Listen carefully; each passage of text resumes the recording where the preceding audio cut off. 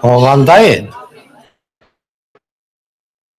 Katrín Jakobsdóttir, ráðherra, Einar Daðason og aðrir góðir gestir. Það gleður okkur mjög sem stöndum að þessu málþingi að sjá hversu mörg ykkar hafa séð sér færa á að koma. En við ætlum að ræða hér hvaða skref hægt að stíga til þess að koma í veg fyrir kynferðislega áreitni, en ekki bara hana, heldur líka einelti, áreitni, ofbeldi. Því að vinnustaðurinn sá vettvangur hægt að taka á þessum málum. Nú að þessu málþingi standa Vinnueftirlitið, stjórn Vinnueftirlitsins, það vita kannski ekki allir að hún samanstendur af 9 einstaklingum frá ráðuneytinu og 6 einstaklingum frá helstu samtökum á vinnumarkaði, síðan velferðarráðuneytið. Við teljum að einn lagalegi grunnur sé til staðar í þessum málum, og líka í umfangsmikilli reglugerð sem að mikil vinna var lögð í að semja, tók gildi árið 2005 og nú vanti kannski bara að tekið sé á þessum málum að meiri festu í atvinnulífinu, sumir hafa gert það, en það misjafnlega á veg komið, og að það verði hugarfarsbreyting á vinnustaðamenningu, og þar nú MeToo-byltingin ekkert neitt, ekki neinn smá vakning því að það á bakvið. En ég ætla ekki að hér í mínum inngangi, heldur bara hjartanlega velkomin, og nú tekur Kristinn Tómasson, yfirlæknir af Vinnueftirlitinu, við fundarstjórn.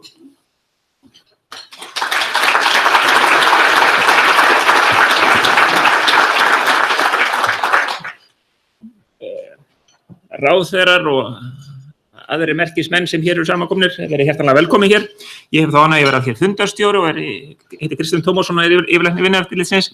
Það eiginlega mikilvægt að allir þeir mikilvægu einstaklingar sem hér eru slökk á farsímum sínum.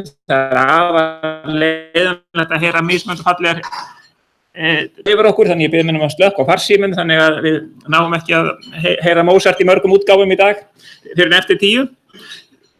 Þannig að allir þeir sem standa hér í pontu, þeirra ávarpum verður dreift samhliða. Tímatakmörk eru ströng, þannig að það ætlast til þess að hver og einn tali 10 mínútur og það verður fylgt mikilli jafnréttisáætlun í því, þannig að það gildir það sama fyrir alla. Þannig að þeim orðum sögðum þá legg ég til að við hefjum leikinn og þá vil ég bjóða frú Katrínu Jakobsdóttir forsætisráðherra að ganga í pontu og ávarpa saman Katrín.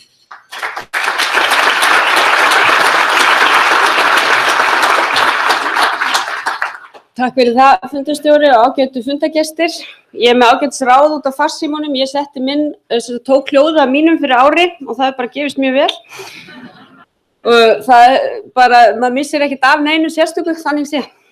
En ég vil bara þakka fyrir þetta einstaka tækifæri til að fá að vera með ykkur hér í dag og ræða mikilvægi þess að efla forvarnir á sviði vinnuverndar sem tengjast einelti, kynferðislegri og kynbundinni áreitni og ofbeldi á vinnustöðum. Ég vil þakka frumkvæði á þessum fundi. Ég fagna því að þessi breiðfylking stjórnvalda og aðila á vinnumarkaði taki sig saman í umfjöllun þetta mikilvæga málefni. Og það ánægjuefni að við sem erum hér saman komin í dag ætlum að innsigla samstöðu okkar með viljayfirlýsingum og unnið verði skipulagða eflingu aðgerða og forvarna gegn einelti, kynferðislegri áreitni, kynbundinni áreitni á vinnustöðum. Hér var nefnd MeToo-byltingundar og það mín einarða sannfæring að jafnrétti kynjanna sé undirstað fyrir raunverulegum jöfnuði og almennri velferð, ekki bara hér á landi heldur í alþjóðlegu samhengi. Ísland hefur beitt sér af miklum krafti í jafnréttismálum, meðal annars fyrir sérstöku jafnréttisákvæði í heimsmarkmiðum Sameinuðu þjóðanna. Við eigum að vera og við getum verið fyrirmynd á þessu sviði og í því samhengi skipta þessi mál miklu máli.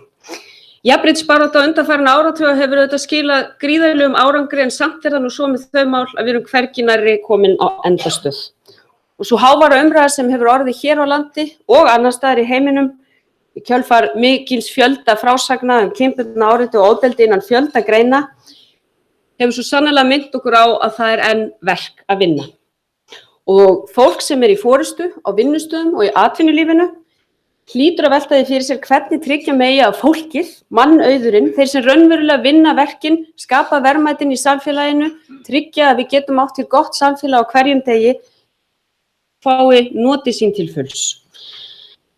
Þar skiptir auðvitað framlag kvenna ekki minnstu máli, það ekki bara mikilvægt faglega heldur fjárhagslega, efnahagslega, samfélagslega og það hefur auðvitað oft verið litið til Íslands sem fyrirmyndar óvenju mikla þátttöku kvenna á vinnumarkaði.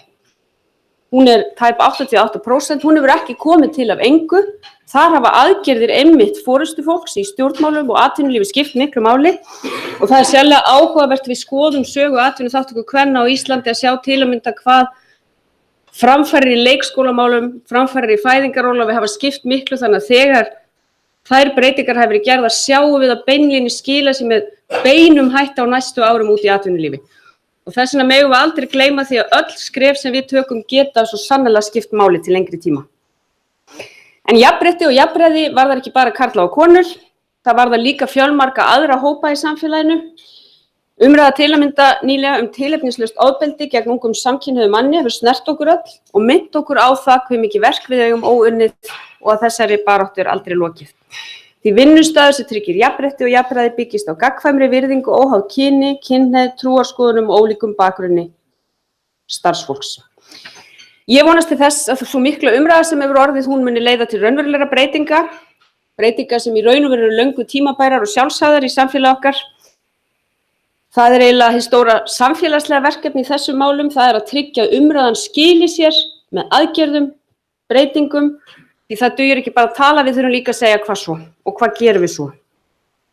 Ríkisstjórnin sem nú situr leggur sérstaka áherslu á jafnrétti kynjanna og hefur nú þegar tekið þau mál sem við ræðum hér í dag fyrir á fundi. Hvers konar kynferðislegt áreiti eða ofbeldi verður ekki liðin á vinnustaðnum okkar og ég mun leggja miklu áherslu á það að áætlun stjórnarráðsins í þessum efnum verði fylgt markvisst eftir. Jafnframt verður boðið upp á fræðslu fyrir starfsfólk stjórnarráðsins sem verður leidd af fulltrúum vinnueftirlitsins og reglulegar kannanir gerðar í ráðuneytum og hugsanlegum tilvikum kynferðislega áreitni til að fylgjast markvisst með þróun mála. Auk aðgerðir varða starfsfólk stjórnarráðsins leggur ríkisstjórnin áherslu á að nýrri aðgerðaáætlun úrbætur í meðferð kynferðisbrota verði framfylgt og hún fjármögnuð að fullu. Þessara brota verður yfirfærið með það markmið að styrkja stöðu kærenda kynferðisbrota og ásamt því að unnin verður áætlun í samstarfi við sveitarfélögin að útrýma kynbundnu ofbeldi. Og þetta aðeins nokkur af þeim verkefnum sem við teljum mikilvægt að verði sett í forgang og unnin hratt og vel. En þetta eru flókin mál og ég vil segja það þegar ég gegndi embætti mennta- og menningarmálaráðherra á sínum tíma, þá komu eineltismál stundum inn á mitt borð. Það voru þá mál sem voru búin að fara í gegnum oft allt kerfið, í raun og veru frá kennslustofunni upp í gegnum fræðslunefndir, ráðuneyti og enduðu jafnvel á borði ráðherra. Og ég ætla að segja að þetta voru meðal þeirra erfiðustu mála sem kom inn á mitt borð. Þá voru stigin ákveðin skref í því að reyna að efla fagmennsku í því hvernig við tökum á eineltismálum. Því eitt svona mál getur haft svo ótrúlega víðtæk áhrif ekki bara fyrir þá einstaklinga sem í því lenda heldur alla sem því tengjast. Og stundum hugsa maður að ráðherrar eigi nú ekki að vera að vasast í málefnum einstaklinga en það auðvitað snýst allt okkar starf. Það snýst fólkið sem býr hér, við vinnum með, í skólunum og hvernig við getum tryggt að við tökum á þeim málum sem snúast þessa einstaklinga með samfélagslegum hætti og samstöðu. Nú ég vil segja það í þessum málum að við ætlum að taka þessi mál fyrir meðal annars í ráðherranefnd jafnréttismál, félags- og jafnréttisráðherra sem hér líka dæmi leggja mikið af verkum í þeirri vinnu sem framundan og við nálgumst þessi mál með það að markmiði að hafa sem breiðasta nálgun að sem flest ráðuneyti koma að og nálgumst þau út frá upplifun þolenda. Það markmiðið og til þess að við getum gert það þurfum við þessa breiðu þverfaglegu nálgun þannig að þetta mál sé ekki afmarkað eða bundið við eitt ráðuneyti, eina stofnun, heldur snúist það að við nálgumst með þessum breiða samfélagslega hætti. Og þess vegna fagna ég þeirri nálgun sem hér á þessum fundi þar sem fulltrúar stjórnvalda, aðila vinnumarkaðarins, fyrirtækja, stofnana og félagasamtaka muni skrifa undir viljayfirlýsinguna sem ég nefndi hér áðan, verkefni sem við leysum. Markmiðið auðvitað að koma í veg fyrir að svona tilvik komi upp, en við vitum líka að það verður aldrei komið algjörlega í veg fyrir það og þá skýrt að ferlin liggi fyrir þannig að það sé hægt að takast á við það þegar þau komu upp, en séu tekin alvarlega og það liggi fyrir hvernig eigi að taka þeim. En það líka þetta þessi samfélagslegi þáttur sem ég nefni að við séum alltaf á hverjum degi að stuðla gagnkvæmri virðingu meðal starfsmanna á vinnustöðum. Það að taka umræðuna upp á yfirborðið, það auðvitað lykilþáttur í því að koma í veg fyrir að svona tilvik komi upp. Ég veit að við hér erum öll sammála þessar umbætur sem þarf að gera. Atvinnurekendur landsins undirriti yfirlýsinguna á vef Vinnueftirlitsins og bæti sig fyrir bættu öryggi og líðan starfsmanna á þeirra vinnustað.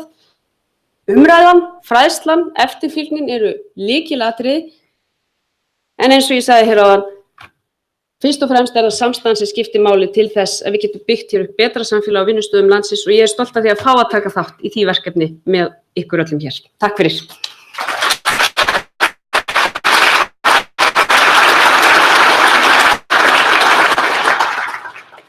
Þökkum forsætisráðherra Katrínu Jakobsdóttur kærlega fyrir hennar ávarp. Við göngum þá í þann dagskrárlið sem heitir innlegg frá aðilum vinnumarkaðarins og við komum hér með, þar byrjar fyrst Elín Björg sem ætlar að tala frá BSRB. Elín Björg, gjör svo vel.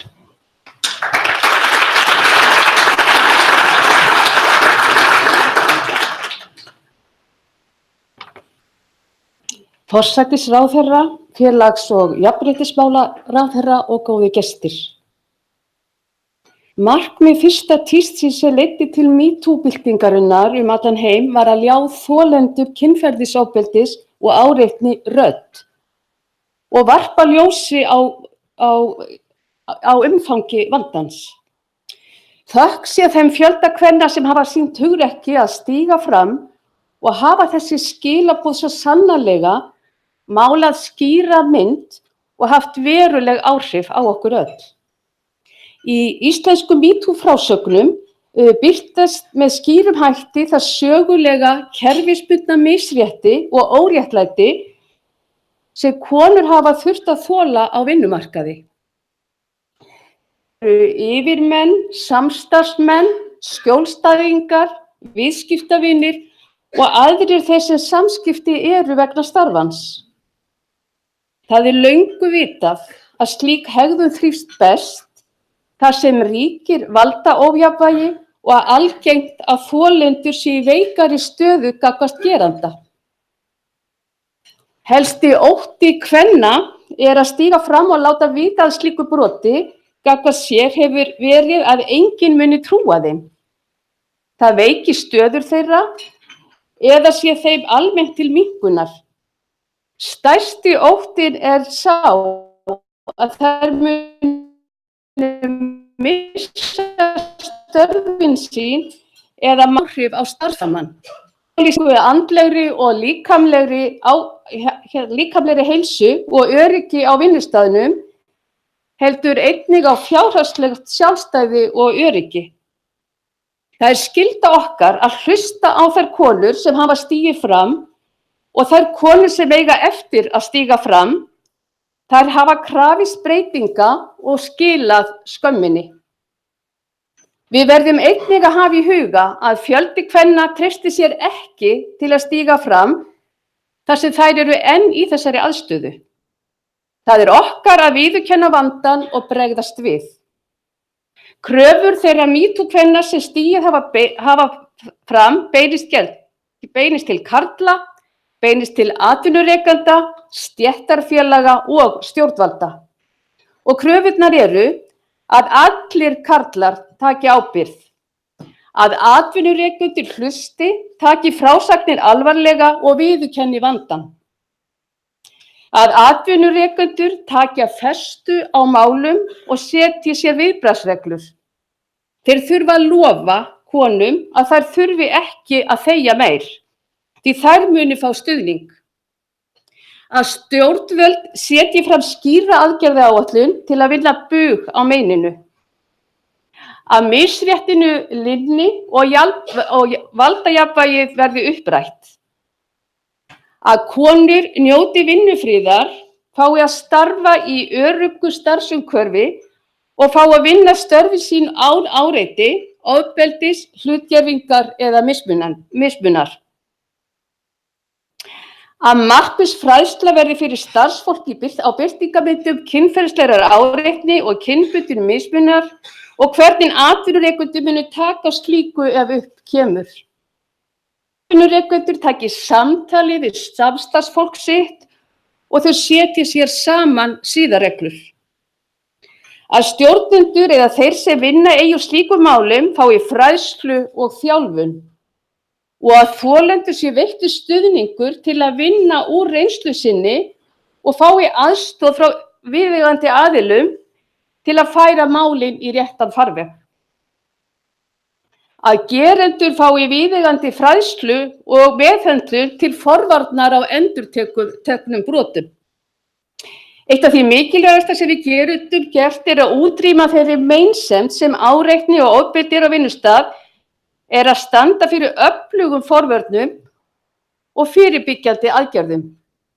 Núgildandi reglur leggja ríkar skyldur á herðar atvinnurekendum að fyrirbyggja og stöðva slíka hegðun. Samkvæmt henni ber atvinnurekendur skylda til að gera skriflegt áhættumat og áætlun forvarnir til að koma í veg fyrir slíka hegðun. Það lýsir vel þeim vanda sem við stöndum frammi fyrir á vinnumarkaði að enn séu fjölmargir atvinnurekendur sem ekki uppfylla þessar skyldur. Það er ein af frumforsendum þess að uppræta megi þennan vanda á vinnustöðum og að unnið sé eftir leikreglum. BSRB sendi gegnum aðildarfélög sín bréf til allra trúnaðarmanna á vinnustöðum þar sem óskað eftir aðstoð þeirra við að fylgja því eftir að allir vinnustaðir hafi innleitt ferla samkvæmt reglugerðinni. Það er mikilvægt að svara kalli MeToo-kvenna og stórefla aðgerðir til að vinna gegn áreitni og ofbeldi á vinnumarkaði. Það verður einnig að gera með faglegum hætti og í samstarfi við starfsfólk. Við höfum orðið vör við að atvinnurekendur stytti sér leið með því að tilætla sér áhættumat og forvarnir annarra fyrirtækja eða stofnana. Það er ekki rétt vinnubrögð. Framkvæma mat á hverjum vinnustað fyrir sig með tilliti til aðstæðna og menningar á vinnustaðnum. Það eru dæmi vinnustaði sem virðast ekkert hafa lært af reynslunni. Þrátt fyrir kynferðislega áreitni hafi átt sér þar stað. Fjöldi dómsmála þar sem fjallað áreitni eða ofbeldi á vinnustað eru teljandi á fingrum annarrar handar. Málin eru enn færri þar sem niðurstaðan að umdeild hegðun teljist vera kynferðisleg áreitni í skilningi laga. Eitt þessara dómsmála fjallar kynferðislega áreitni varðstjóra gagnvart fangaverði. Hann var sakfelldur fyrir að hafa brotið gegn hegningarlögum með því að hafa strokið með hendi yfir brjóst fangavarðar utan klæða. Í ljósi þekkingar á því máli er umhugsunarvert hvernig atvinnurekendur bregðast við í kjölfar slíkra mála starfshópnum.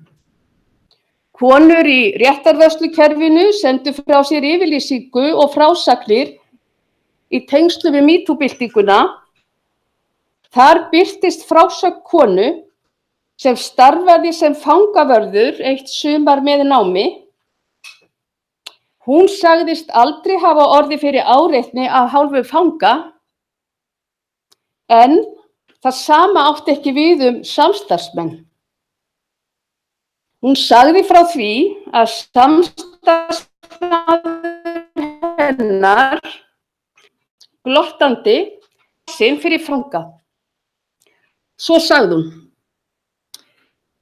Ég tilkynnti þetta aldrei til forstöðumanns fangelsisins. Ég veit ekki hver ástæðan var. Annarkvort sú að mér fannst ég vel geta að díla við þetta sjálf, sem að sjálfsögðu ekki það sem maður á að gera, eða að stuttu áður en ég hóf störf hafði kvenkyns fangavörður kært samstarfsmann sinn fyrir kynferðislegt áreitni og hún var, skulum við segja, ekkert sérstaklega hátt skrifuð hjá starfsmannahópnum. En einfaldasta aðgerð sem grípa þarf til að allir þeir sem hafa völd fara með stjórnun manns eða koma að ákvörðunartöku sem tengist starfsfólki, gefi skýr skilaboð það að slík hegðun ekki liðin. Það ljóst að sumir vinnustaðir þurfa að grípa til meiri aðgerð en aðrir. Það þó mikilvægt að hafa í huga þá þögn sem hefur hingað til ríkt þessi mál og kanna sérstaklega innan vinnustaðar hvort starfsfólk hafi orðið eða upplifað eitthvað slíkt.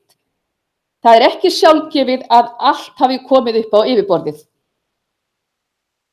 Þess vegna verður einnig að auka fræðslu birtingarmyndir, áhrif, afleiðingar og úrræði staðnum, ekki síst að skapa starfsumhverfi þar sem þolendur treysta sér til að stíga fram vitandi að þeir muni njóta stuðnings atvinnurekandans. Ég trúi því að tilkoma MeToo-byltingar leiðir til raunverulegra breytinga. Við verðum upplýstari, meðvitaðri og við leggjum okkar að mörkum til að innleiða raunverulegar breytingar. Því verður fast fylgt eftir af hálfu BSRB. Saman munum við tryggja að í framtíðinni þurfi enginn lengur að segja MeToo.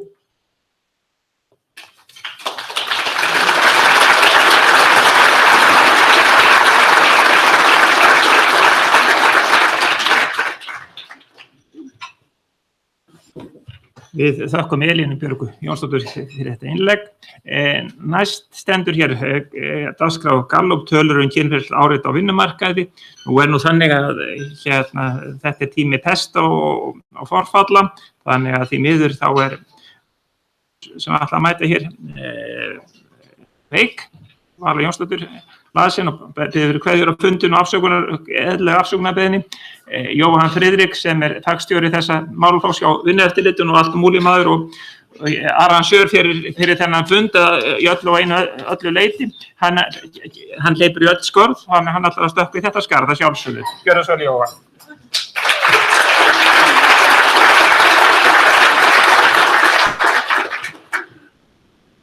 Gestir, komið sæl. Alltaf gaman þegar Kristín minnir sérstaklega á hversu fimur ég er. Þið sem þekkja mig vitið að það auðvitað staðreynd. Nú, ég ætla að hlaupa í þetta skarð og þið eru bara að afsaka mér það en þetta eru áhugaverðar tölur sem að kynnti fyrir okkur lítilega og við höfum áhuga á að sýna ykkur Tölvan segir hún vilji ekki Gallup tölur, en er eitthvað að gerast. Sjá, þá allt klárt. Nú, Gallup gerði könnun í nóvember varðandi kynferðislega áreitni í sínum spurningavagni sem að telur 1362 ef ég man rétt og þessi framkvæmd var að þeirra frumkvæði. Við vorum nú svo heppin að þau voru tilbúin til þess að deila þessu með okkur í dag. Nú, þetta var fólk á öllum aldri, handahófs tekið úr spurningavagni þeirra. Og það vert að minnast á það að svokölluð MeToo-bylting var svona að koma fram á þessum tíma, þannig að það var í umræðinni og kannski vert að skoða þessar tölur í því ljósi, en svarhlutfall var ekki nema 57,3%. Spurningin Út frá þessari skilgreiningu sem lögð var fyrir, kynferðisleg áreitni hvers kyns kynferðisleg hegðun sem í óþökk þess sem fyrir henni verður, hefur þann tilgang eða þau áhrif að misbjóða virðingu viðkomandi, einkum þegar hegðun leiðir til ógnandi, fjandsamlegra, niðurlægjandi, auðmýkjandi eða móðgandi aðstæðna, orðbundin, tákræn eða líkamleg. Það var spurt tíðni, birtingarmyndir og gerendur og líðan. Kynferðisleg áreitni í starfi á einhverjum tímapunkti og niðurstaðan var sú að 25% þeirra sem svöruðu höfðu lent í kynferðisleg áreitni einhvern tímann á lífsleiðinni. Mér finnst það ansi há tala en í samræmi við það sem við sjáum í öðrum löndum.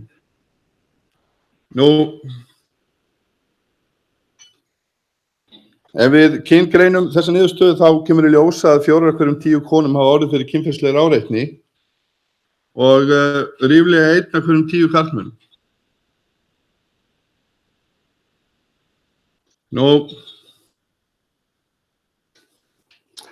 Síðan spurðum við sérstaklega við sjáum kannski kyn hérna eftir aldursdreifingu líka. Það sjáum við að kyn hæst í yngsta flokknum og fer síðan stiglækkandi eftir aldri.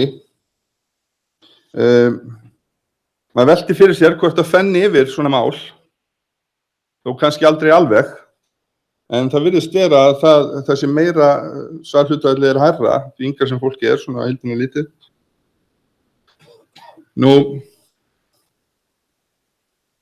Það var einnig spurt hvort að fólk hafi orðið fyrir kynferðislegri áreitni í starfi á síðustu 12 mánuðum og það voru 53%.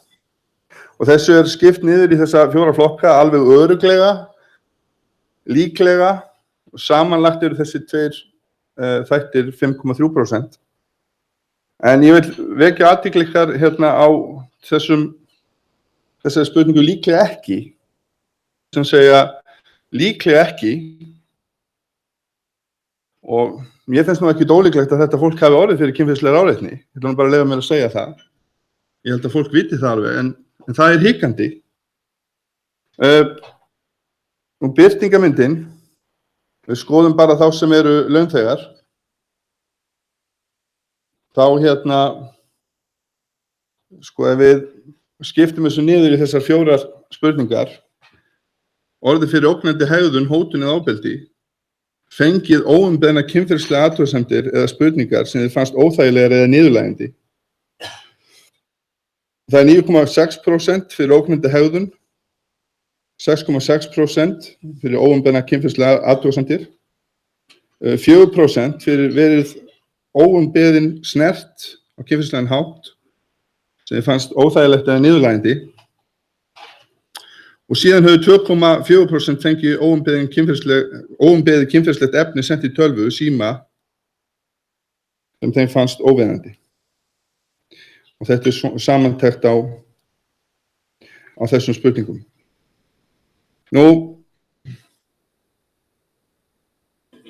Hér þetta greint á milli kynja og við sjáum það að svona fyrir utan þá sem hefur fengið óumbeðin kynferðislegt efni sent í tölvu, þá eru konur þarna með hærra hlutfall, hærri tíðni. Sem karlmaður þá verð ég að segja það ekkert sérstaklega óvart.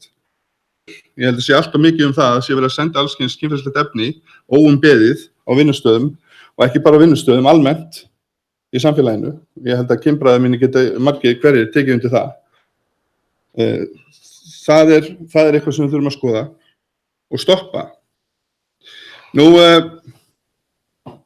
Þegar við skoðum neikvæð áhrif kynferðislegrar áreitni út frá þessari spurningakönnun, þá sjáum við að 11,5% karla, reyndar þetta lítið úrtak, þannig að þetta eru 3 karlar og 2 konur í þessu tilfelli, hafa orðið fyrir verulega neikvæðum áhrifum. 38% karla og 51,9% kvenna fyrir nokkuð neikvæðum áhrifum og svo engin neikvæð áhrif 57,7% karla og 44,2% kvenna. Mér langar aðeins að vekja athygli á þessum aðilum, þó þeir séu fáir, verulega neikvæð áhrif. Það rannsóknir sýna það að það virðist vera að karlmenn kvarti síður, þori að kvarta síður undan kynferðislega áreitni. Neikvæð áhrif eru að sjálfsögðu jafn slæm, hvort kynið sem og ég held að liggi alveg í hlutarins eðli að þá eru konur í meirihluta þegar kemur að kynferðislega áreitni að því leytinu til að auðvitað vill maður sjá kynferðislega áreitni ekki til staðar. Við viljum útiminni og þar koma auðvitað forvarnir inn í fyrst og fremst. Og hún eigi sér aldrei stað. Málin fái aldrei að grassera. Og þó svo að þetta úrtak eins og ég bendi á sé ekki stórt, þá þetta samt sem áður vísir að því að hérna sjáum við tölur svart og hvítu. Þessi hlutir eru til staðar. 5% inn á vinnustöðum, 25% einhvern tímann á lífsleiðinni, óásættanlegar tölur. Óásættanlegar tölur með öllu. Klárum þetta dæmi, stöndum saman og útrýmum þessu. Takk fyrir mig.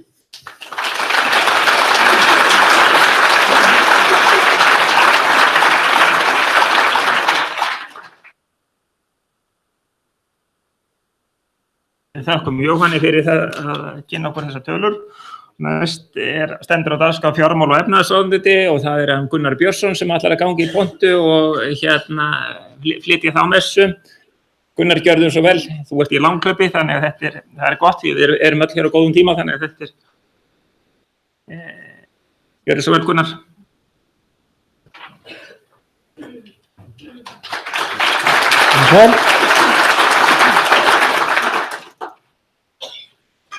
Já.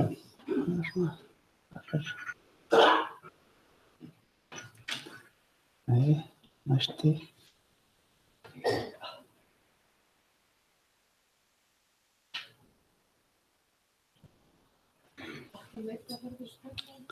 Fæ bakum einn, já. Með hvað að taka þessum? Nei.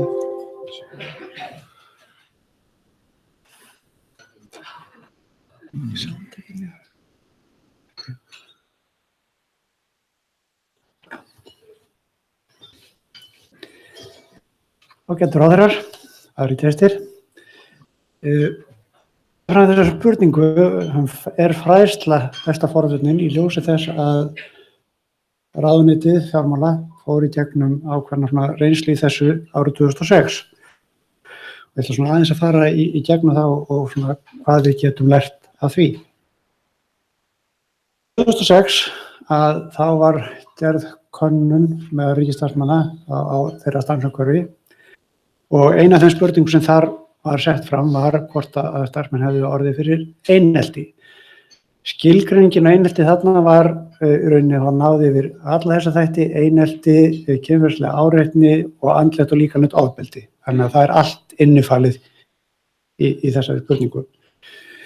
Niðurstaðan var sú að 17% svarenda, og það var yfir 90% þáttaka, svo að þessi tekið fram, 17% svarenda sagðust hafa einhvern tímann á starfsævinni hafa orðið fyrir kynferðislegri áreitni eða fyrir einelti.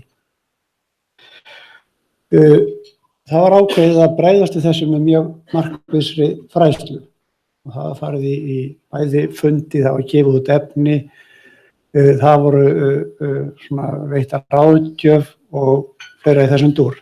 Við gerðum líka til þess að reyna að fylgjast eftir og sjá hvort þetta hefði ykkur áhrif. Það kannanir. Önnur var gerð 2008 og hin 2010. Í könnunu sem var gerð 2008 þá kom fram að eftir þessa fræðslu að þá svöruðu 10% þáttakenda, rétt rúmlega 10%, að þeir hefðu orðið fyrir einelti. Þetta í sjálfsög jákvætt að það hafi orðið þessi lækkun á þessu hlutfalli, en það má kannski líka skýra hluta af því með því að spurningarnar voru nákvæmari eins og kom fram hérna áðan varðandi könnun Gallup og þá sögðust 25% einhvern tímann á starfsævinni eða lífsleiðinni hafa orðið fyrir eitthvað svona áreitni en þegar það var spurt á síðustu 12 mánuðum að þá voru það 5,3. Hér hafði í fyrri könnun verið spurt einhvern tímann á starfsævinni, það voru 17% en þessi 10% hafa miðað við síðustu 12 mánuði. Þannig að það verður að hafa það í huga við matið á þessu. Síðan í könnunni sem var svo lögð fyrir aftur 2010 við vorum að reyna að sjá hvort að það hefði skilað sér eitthvað meira inn í starfsemi stofnana að þá eiginlega sama niðurstaða, það er eiginlega bara standstill, það gerist og að lítið þarna á milli. Þannig að niðurstaðan var því miður svo að þessi fræðsla sem slík, hún dugði ekki ein og sér til þess að breyta þessu til langframa. Þannig að svona lærdómurinn eða svona af hverju, maður getur sagt að svo tilgáta sem menn hafa ekki meiri það í þessu, að megin ástæðan að hún svo að stjórnendur í fyrsta lagi þekkja ekki nægilega til þessara birtingamynda og það kom mjög skýrt fram í þessum könnunum í svörum þáttakenda að þeir töldu flestir að stjórnendurnir bara hefðu ekki hugmynd hvað þeir ættu að skoða og eftir hverju þeir ættu að leita. Eins líka að ef það var til stefna stofnunar að þá voru hún ekki mikið kynnt en vissu ekki nákvæmlega í hverju hún fólst eða með hvaða hætti hún veri framkvæmd. Og líka, og það var kannski það sem var kannski stærsta málið, það voru ekki til henni ferlar, en vissi ekki hvert hægt að snúa sér eða hvert hægt að leita börnum. Þannig að þessi atriði í sjálfu sér enn vandræðamálin. Það hefur því miður ekkert mikið lagast frá þessum tíma. Við höfum í því sem að höfum verið að reyna að gera síðan þá þetta inn í þá ráðgjöf og þá fræðslu sem við veitum stofnunum að þau þurfi að huga að þessum þáttum sérstaklega í sinni starfsemi eðlilega áfram og okkar stefna að halda þessum áherslum til haga. Það sem að stendur fyrir dyrum hjá okkur næst að í þessari reglubundnu könnun sem lögð fyrir árlega stofnun ársins að þá verður núna sérstök svona þemaspurningar sem snúa að einelti og áreitni á vinnustöðum. Þegar niðurstöður úr því liggja fyrir sem verður svona upp á maí verður metið í rauninni í ljósi þeirra til hvaða úrræða eigi helst að grípa og þar í rauninni þurfum við svo alltaf að hafa þetta í huga að það á ábyrgð okkar allra sem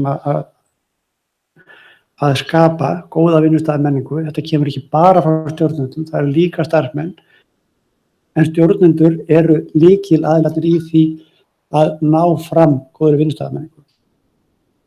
Ég legg bara til að við gerum það sem við getum til að koma fram við aðra eins og við viljum aðrir koma fram við okkur.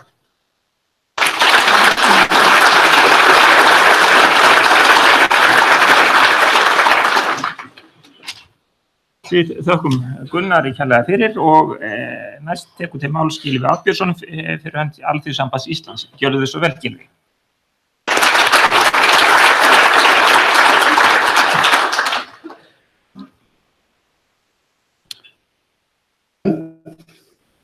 Ég vil byrja á því að þakka Vinnueftirlitinu fyrir það frumkvæði að efna til þessa fundar. Áreitni á vinnustöðum, þar sem við ætlum sameiginlega að segja nei takk. Áreitni auðvitað á vinnustöðum í hvaða formi sem það óafsættanlegt og það á enginn að þurfa að þola það að verða fyrir áreitni við það að stunda vinnu sína. Á undanförnum mánuðum þá höfum við fylgst með mikilli samstöðuvakningu kvenna undir yfirskriftinni MeToo. Þar sem konur vekja athygli á þeirri kynferðislegu áreitni og misnotkun sem það verða fyrir á vinnumarkaði og í samfélaginu öllu. Ég hef sagt það áður og vil endurtaka það hér að það ekki hægt að nefna dást af þessu mikla framtaki og þeirri einurð og þeirri mikla kjarki sem býr að baki svona átaki, samhliða því að lýsa yfir fullu stuðningi við markmið þessa átaks og karlar geti fengið að stunda störf sín án þess að verða fyrir misnotkun af þessu tagi eða hvaða tagi sem er. Við á vettvangi Alþýðusambandsins höfum í tilefni af þessu átaki ítrekkað tekið umræðu á vettvangi miðstjórnar, sent frá okkur ályktanir til stuðnings átakinu og jafnframt höfum við líka áréttað það að verkalýðshreyfingin hafnar allri mismunun og órétti á vinnumarkaði og undirstrikað að sjálf tilvist hreyfingarinnar að berjast gegn slíku óréttlæti. Í því felst að verkalýðshreyfingin hafnar hvers konar mismunun á grundvelli kynferðis, þar með talið í kynbundnu launamun, einelti og kynferðislegu ofbeldi á vinnumarkaði. Fyrir stuttu síðan fengu forystumenn heildarsamtaka og launafólks áskorun frá lokuðum hópi kvenna í verkalýðshreyfingunni sem deilt hafði sín á milli reynslu sinni af kynbundinni áreitni, kynferðislegri áreitni og ofbeldi sem þær hafa orðið fyrir og í félagsstörfum innan okkar hreyfingar. Af því tilefni þá áréttaði miðstjórn Alþýðusambandsins stefnu sína, já, ég vil segja bara skuldbindingu sína, gagnvart konum og körlum að vinna gegn þessu ofbeldi og kynferðislegri áreitni á vinnustöðum og standa að víðtækum aðgerðum sem allar hafa það yfirlýsta markmið að vinna gegn þessari mismunun. Ég ætla tímans vegna ekki hérna að fara í gegn og við reyndum að velta upp mjög mörgum hlutum, mörgum þáttum sem við teljum að geti verið til gagns. Vinnumarkaðurinn þetta mjög vel skipulagður í Íslandi. Það eru yfir 90% launamanna sem eru í stéttarfélagi. Og við erum ekki bara með stéttarfélag skipulag í mjög mikilli nánd við okkar félagsmenn, heldur eru stéttarfélag líka með trúnaðarmenn á mjög mörgum vinnustöðum, ég ætla ekki að segja öllum, en á mjög mörgum vinnustöðum. Þannig að geta okkar til þess að vera í nánu tengslu við okkar félagsmenn þetta mikil og hún mikil. Og við höfum verið að byggja upp mjög mikla þjónustu þar sem okkar félagsmenn geta leitað aðstoðar síns stéttarfélags, bæði gegn trúnaðarmenn og félagið, í þeim áföllum sem okkar félagsmenn verða fyrir, hvað sem vegna atvinnumissis, þörf á endurmenntun, veikinda og slysa, eða þess vegna með hvaða hætti að geta haga fríinu sínu. Við höfum líka undanförnum árið verið að byggja upp þjónustu vegna slysa og veikinda í gegnum virk og í samstarfi við virk. Og ég hef sagt að ég held að það sé mjög mikilvægt í þessu samhengi, því að nú erum við ekki bara að koma þessu verkefni núna. Alþýðusambandið stóð fyrir könnun á kynferðislegri áreitni í samstarfi við Iðjufélag iðnverkafólks á Akureyri 1987. Það sem flestar þær konur sem þeirri könnun tóku þátt í hafðu lent í slíkri áreitni á sínum vinnustöðum þá á Akureyri. Ég var í jafnréttisráði 1991 eða 2 þegar við héldum hátíðisverðarfund 8. mars til að fjalla þetta. Þannig sjáðu að þetta búið að vera umræðuefni okkar vettvangi árum og áratugum saman og vinnueftirlitið hefur síðan verið mjög framalega í því að móta þá reglur í setningu reglugerða og skapa þessu einhvern ramma því að þetta óásættanleg hegðun. Ég held að það sé mjög mikilvægt núna í tengslum við þetta átak að við virkjum þetta kerfi okkar, ég tek undir með Elíu Björgu eins og sagði áðan, virkja okkar trúnaðarmenn, virkja okkar stéttarfélög, en við þurfum líka að taka svolítið það sem Gunnar Björnsson sagði, að setja það í samhengi, við þurfum að búa til verklagsreglur það hvernig á okkar fólk að bregðast við. Þeir sem að taka á móti þeim sem eru að bera upp þessa kvörtun. Og það ekki nóg, þó að sé mjög mikilvægt að grípa inn í varðandi brotalegu þátt þessa hluta, því það á að gera það. En það líka að tengja saman vinnueftirlitið í forvörðinni og virk vegna þess að ég held að sé mjög mikilvægt í verum okkur meðvituð það að það þarf að veita þolendum aðstoð til þess að vinna á hinnum sálfélagslega þætti þessa máls. Og ég vil leyfa mér að fullyrða það í þessari könnu sem var áðan, gagnvart þeim sem að 50% sem ekki tóku svo fyrir áhrifum af þessu, ég trúi því ekki. Við vitum það vel að afleiðingar svona geta komið áratugum seinna. Menn bíta á jaxlinn, kyngja kökklunum, reyna að komast í gegnum þetta. Við vitum við það að þetta brestur einhvern veginn innra og þess vegna eigum við með forvarnastarfi líka að grípa inn í og við höfum allar aðstöður að gera þetta og við höfum að tengja þetta saman og skapa þessi úrræði. Eitthvað frá því að við höfum líka vettvang Alþýðusambandsins horft á okkur sem vinnustað, því að við erum líka atvinnurekendur sem erum að stýra skrifstofu stéttarfélaga og við vorum í gær að kynna fyrir miðstjórn áætlun, stefnu og viðbragðsáætlun Alþýðusambandsins vegna vinnustaðarins í tengslu við ef upp kemur einelti, ofbeldi, kynferðislegar og kynbundin áreitni. Og það er mjög mikilvægt að við sem stjórnendur öxlum þessa ábyrgð sem felst í því að það sé algjörlega yfirlýst og meðvituð stefna að þetta er hegðun sem er óásættanleg. Og það á að taka það með þeim hætti að stjórnendur og forystumenn fyrirtækja eiga að tala mjög skýrt það að þetta sé ekki ásættanleg hegðun á viðkomandi vinnustöðum. Við höfum líka verið að hvetja okkar aðildarfélög og verkalýðshreyfinguna alla til þess að styðja með öllum ráðum í okkar þá einstaklega sem stíga fram. Og þetta er sameiginlegt verkefni okkar allra. Taka mikilli alvöru á þessu ákalli. Þessu konur í MeToo-byltingunni allan heim er að beina á okkur. Þessu viljayfirlýsing sem hér verður undirrituð eftir sé áfangi á þessari vegferð, þar sem við sameiginlega segjum nei takk og stöðlum þannig að því að uppræta þetta óréttlæti í eitt skipti fyrir öll. Við skulum ekki hittast aftur að einhverjum árum með áratugum liðnum og vera í sömu stöðu. Klárum þetta er óásættanlegt og við getum gert það. Takk ykkur fyrir.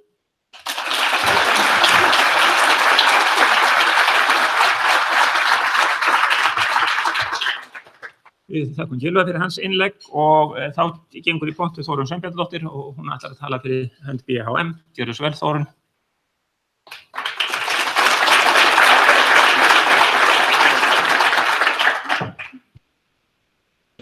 Ég að taka hérna þakkirnar úr fjármála- og efnahagsráðuneytinu.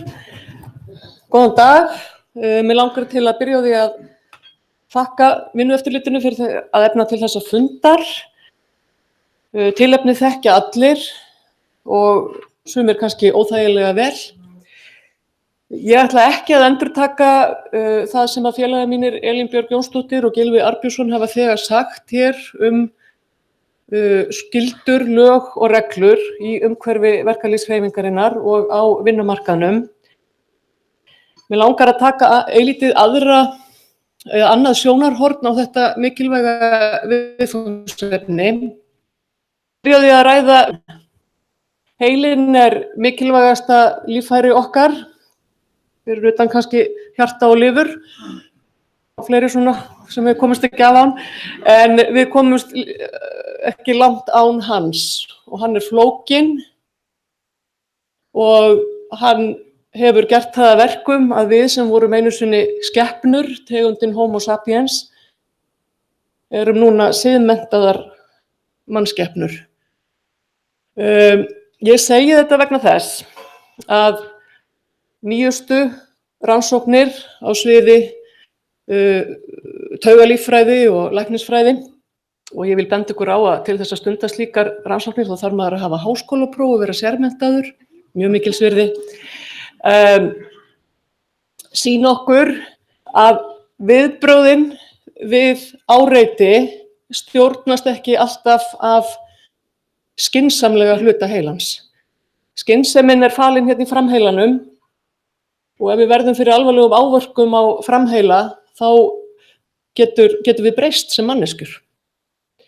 Hérna aftarlega er sá hluti heilans sem að stundum er kallaður krókódílaheilinn. Það er það sem að lengst hefur þróast innra með okkur. Þar geymum við tilfinningar og einnig að einhverju leyti ósjálfráð viðbrögð. Og það er þessi tilfinningana og skynseminnar sem að við öll sem manneskjur eigum í held ég alla daga og alla ævi og þess vegna til dæmis fáum við okkur nammi á kvöldin þó við vitum að það sé mjög óskynsamlegt að fá sér nammi á kvöldin. Þetta segi ég vegna þess að umræðan áreiti, áreitni, einelti snýst að einhverju leyti það hvernig við bregðumst við slíkum gjörðum og slíkum fréttum. Ég held að það sé mjög hollt að hver einasti stjórnandi í landinu á vinnumarkaði, sama hvað hann heitir eða í hvers konar stjórnunarstöðu viðkomandi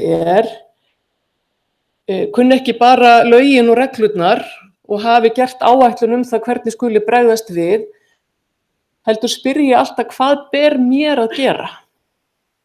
Hvað ber mér að gera í þeirri stöðu sem ég er? Hvaða ábyrgð hef ég sem stjórnandi? Og að sama skapi spyr auðvitað hver einasta vinnandi manneskja hvað ber mér að gera? Og við vitum öll að okkur ber ekki að áreita félag okkar, vinnufélag okkar eða annað fólk. Og þetta passar allt mjög vel við skynsamlega hugsun.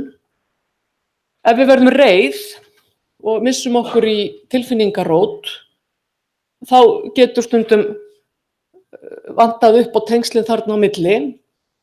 En það sem er kannski óþægilegast við þessa umræðu það að áreiti sem þetta snýst í sjálfu sér ekki tilfinningar.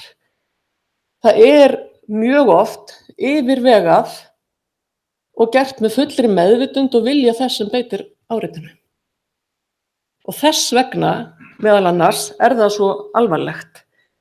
Ekki bara að tala einstaklinga og konurnar sem hafa stigið fram í ég líka, sem að ég vil reyndar kalla við allar umræðunni, þurfa ekkert endilega að tala einhverja tiltekna einstaklinga. Eiga við samfélag og kúltúr. Við kynferðisleg áreitni kannski eitthvað sem að fólk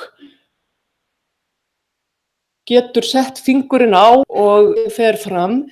Kynbundin áreitni oft erfiðari við að eiga. Hún faldari og hún fyrir konur, og þar tala ég af reynslu, miklu erfiðara fyrir konur að eiga við kynbundna áreitni heldur en kynferðislega áreitni. Það mín reynsla. Við vitum líka að einelti og önnur slík hegðun snýst völd. Hún snýst valdajafnvægi, hún hefur ekkert með kynferði eða kynlanganir að gera. Hún snýst völdin í samfélaginu og vinnustaðir endurspegla samfélagi að því leyti að það yfirleitt á öllum vinnustöðum ákveðin valdastrúktúr. Mjög fáir vinnustaðir þeim eru alveg flatir, en þeir eru auðvitað til. Og þess vegna verðum við að skilja þetta viðfangsefni út frá því hverjir fari með völdin og hverjir búi til valdakúltúrin í samfélaginu. Þetta byggi ég líka á rannsóknum háskólamenntaðra sérfræðinga. Það nefnilega þannig, þegar við segjum við okkur sjálf, af hverju erum við ekki búin að leysa þetta, af hverju þetta ekki, skilja það ekki allir, þetta getur ekki verið svona, þurfum bara að gangi í málið og kannski getum við leyst þetta með einu íslensku átaki. Þannig, við þurfum að breyta samskiptum og samfélaginu sem við búum í. Það snýst þetta í rauninni þetta verkefni eins og mörg önnur verkefni í samskiptum bæði kynjanna og reyndar líka, og þegar ég að tala valdajafnvægi þá vísa ég líka til minnihlutahópa í samfélaginu. Því það þetta líka þannig að þau sem tilheyra minnihlutahópum eru líka í erfiðri stöðu í þessum valdapíramíta. Þess vegna það til dæmis hættulegra, ef ég bara má orða það þannig, að vera ómenntuð útlensk kona á íslensku vinnumarkaði er háskólamentuð eins og ég. Og gerum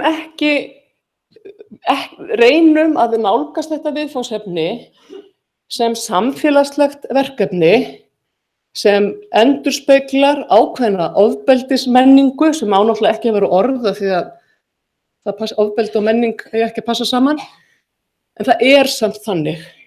Við búum í samfélagi sem þó að það sé mjög friðsælt á yfirborðinu, þó þannig samansett að það fjöldi fólk sem býr við ofbeldi. Ein birtingarmynd þess áreitni og einelti á vinnustöðum.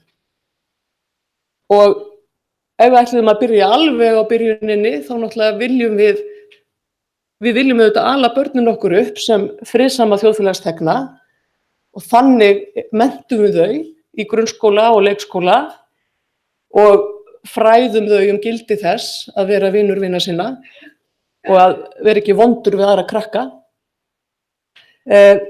Og við vonum að það komi svo fram í athöfnum þeirra síðar á lífsleiðinni. En það eru kannski ekki allir jafn heppnir og það fá ekki kannski allir jafn gott veganesti. Þannig að við þurfum auðvitað að byrja á rótunum, en við þurfum hins vegar bara praktískt séð, og það hefur verið margnefnt hér á þessum fundi, að taka löggjöfina og reglurnar sem við höfum sett okkur og eru í gildi í samfélaginu og fræða þær. Áætlanir fráum að hver einasti stjórnandi maður sér beri að gera. Líka það að ef maður lendir í einhverju að þá geturðu vissu fyrir því að þegar þú berð þig upp við trúnaðarmann eða yfirmann þinn, hlustun og viðbrögð við hæfi. Og það tekið á því og þér trúað. Og það kostlegasta við byltinguna sem kennd við MeToo og hefur þú var nú aldeilis velt þungu hlassi, nú fólki trúað. Ég þekki margar sögur kvenna sem hafa lent í óbærilegu ofbeldi og það sem kannski hefur verið verst að þegar uppi staðið þá var þeim aldrei trúað. En núna hefur þetta breyst og það mjög mikilvægt að við sem gegnum ábyrgðarstörfum á vinnumarkaði, hver sem þau erum, tökum þetta átak og tökum þessa bylgju alla leið. Kannski þetta bylting, ég veit það ekki, kannski á allt eftir að breytast. En ég held að við höfum hér tækifæri sem við megum ekki láta okkur úr hendi. Við þurfum að spyrja okkur mér að gera. Svo þurfum við að horfa í eigin barm og hugsa, hvað hef ég gert? Hvernig vil ég haga mér? Hef ég gert á hlut einhvers? Þarf ég að biðjast afsökunar? Það er mikil afsökunarbylgja í gangi í samfélaginu líka, látum við mig þekkja það. Ótrúlegustu menn að hringja í konur og biðja þær afsökunar á einhverju sem gerðist kannski fyrir 25 árum eða lengra síðan. Þetta allt skiptir máli. Af því að þegar að einstaklingarnir komast á þennan stað í samfélaginu, þá getum við í raun og veru breytt menningunni og vonandi hætt að búa við ofbeldi sem því miður viðgengst í okkar samfélagi eins og svo allt og mörgum öðrum. Þetta verkefni okkar, þetta verkefni stéttarfélagana, þetta verkefni atvinnurekenda og í rauninni hverjar einustu manneskju.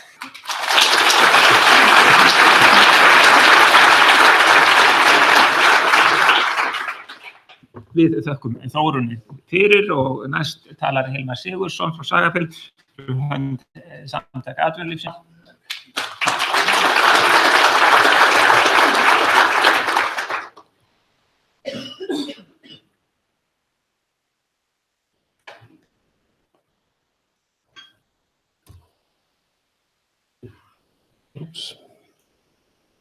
Góðir gestir. Ég ætlaði að tala bara af smá reynslu og deila með ykkur reynslu. Við í Sagafell byrjuðum á því að innleiða jafnréttis- og jafnlaunastefnu hjá okkur. Fórum að vinna í því fyrir tæpu ári síðan og stundum er ágætt einmitt að horfa á hvernig erum við að gera hlutina og taka upp dæmi hvernig er hægt að gera það. Við veldum okkar leið, hún er eins og hún er en hún hefur sín markmið og ætlar að færa okkur vonandi á nýjan stað.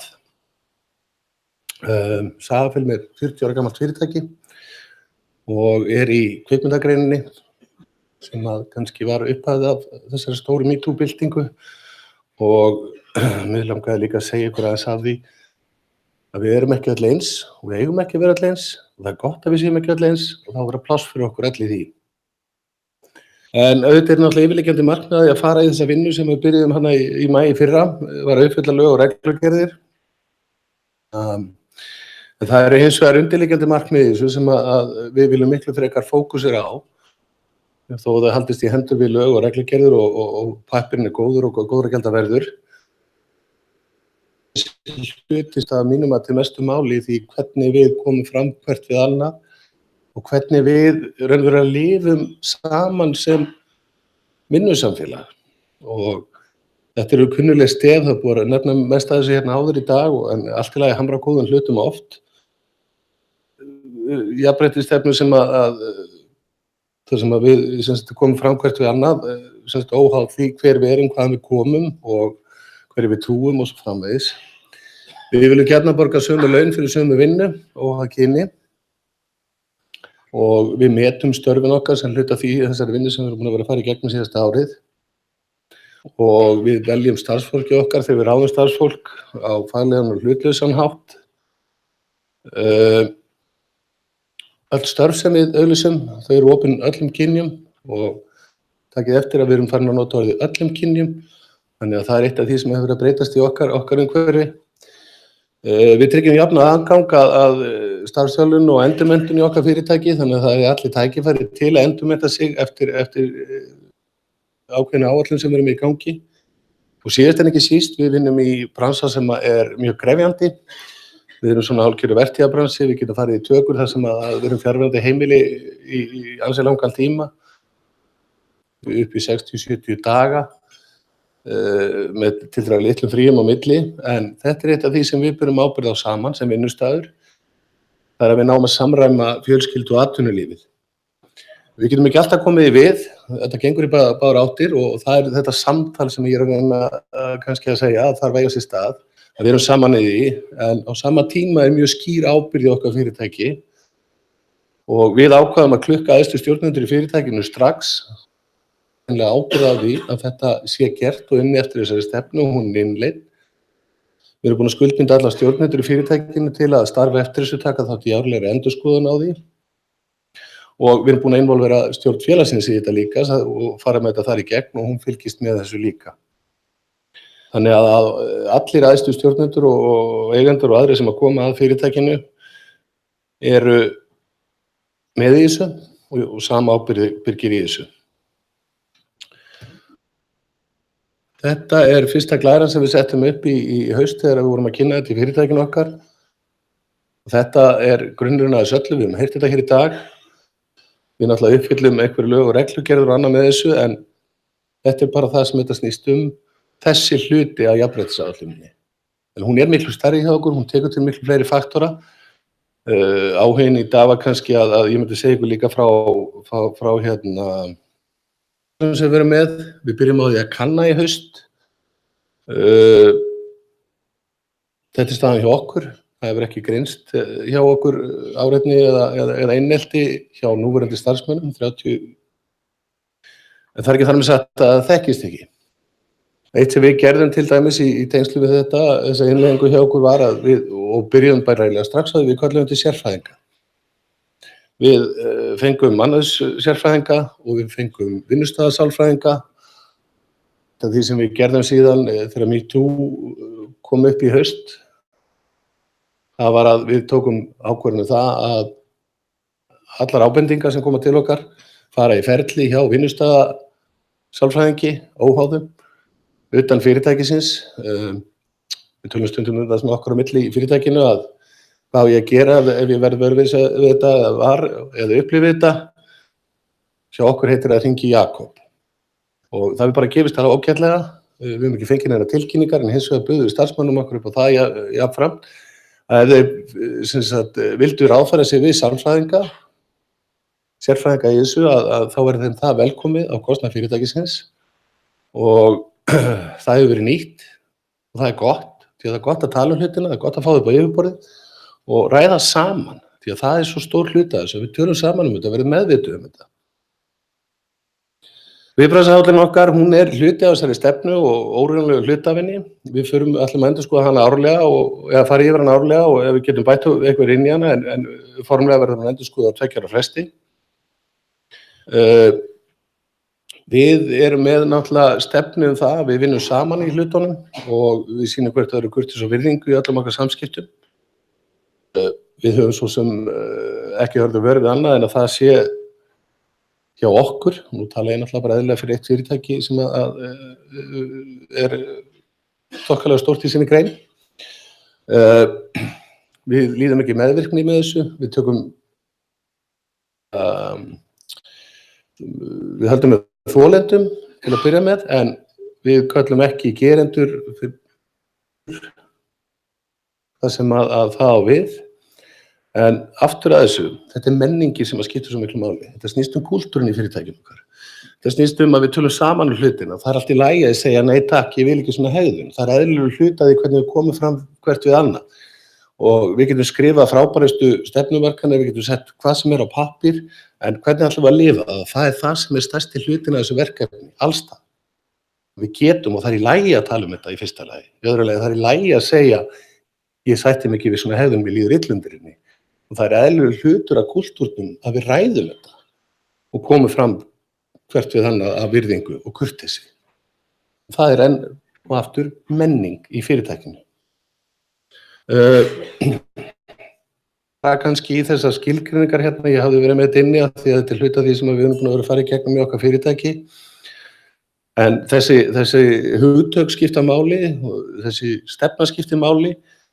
En aftur eins og ég segja að hérna menningin hefur áhrif á alla þessa liði en ég held að skilaboðin séu mjög skýr hjá okkur að við líðum ekki svona. Ég nefndi við ykkur að við réðum sérfræðinga, vinnuvernd er að sjá um okkar mál og það hefur gefist mjög vel.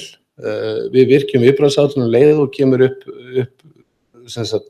tilkynning, nú hefur ekki reynt á þetta og það er gott. Við fögnum því að sjálfsögðu, en það er yfirmaður, nánast yfirmaður í okkar fyrirtæki sem ber ábyrgð á þessu. Mannauðsstjóri og forstjóri yfirleitt sem að taka þá yfir, að það, eins og ég segi, það er í stefnun okkar, en sem betur fyrir hefur ekki reynt á þetta. Ég láti reyna á þetta í fyrra starfi og þetta eru mjög erfiðustu mál sem koma upp á vinnustöðum. Ég gjarnan yfir ef þau eru alvarleg og lita allt starf. Þetta fréttist út og þetta fréttist út fljótt. Heiðarleiki, upplýsingar. Fólk fær aldrei nóg upplýsingum.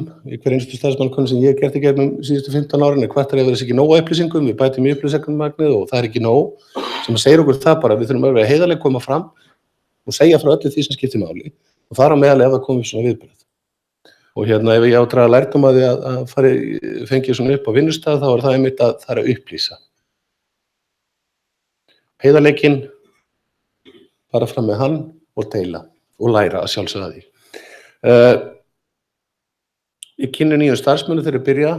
Eitt af því sem við gerðum þegar að MeToo kom í hámæli, við erum, þó við séum með 30 starfsmenn svona dagstæla hjá okkur í föstu starfi, þá erum svona, allt upp undir 800 manns sem að koma í gegnum vinnu hjá okkur, tímabundið, í kvikmyndaverkum árlega og við ákváðum og erum búin að gera það, að setja þetta inn í verktakasamninga sem við gerum við verktaka.